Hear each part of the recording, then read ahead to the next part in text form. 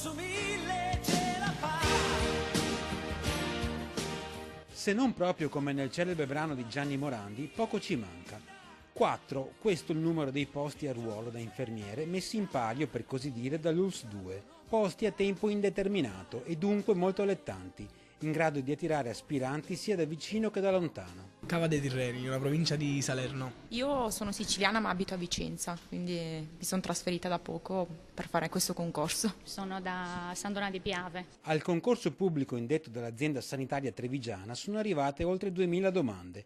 Dopo preselezione, prova scritta e prova pratica, i candidati rimasti in corsa sono 1193, per i quali oggi ha avuto inizio la lunga sessione della prova orale, con esami in programma da qui fino ai primi di febbraio. Una settantina al giorno, pochi minuti per ciascun candidato davanti alla commissione giudicatrice riunita presso l'ospedale di Castelfranco. Nell'attesa del proprio turno la tensione è palpabile, alta come le aspettative di chi spera di trovare finalmente il lavoro per cui si è messo studio e impegno. Male. Però siamo ancora, tanti, quindi sarà ancora difficile. Ecco, se superi questo concorso dovrai trasferirti qui per lavorare? Sì, probabilmente.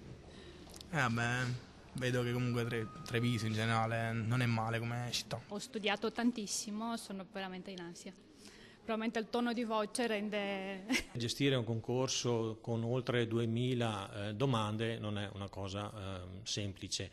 Di fatto noi come azienda ci siamo anche appoggiati a un'azienda esterna che ci ha dato una mano nella preselezione e nella prova scritta e pratica, soprattutto per quanto riguarda la correzione delle prove. La graduatoria finale sancirà i nomi dei 4 che otterranno il posto, ma anche per gli altri c'è speranza. Dalla stessa lista, infatti, potranno attingere al bisogno anche le altre ULSS del Veneto. Il mio obiettivo è di entrare in graduatoria, quindi posso essere anche l'ultima dalla graduatoria, ma è importante entrarci.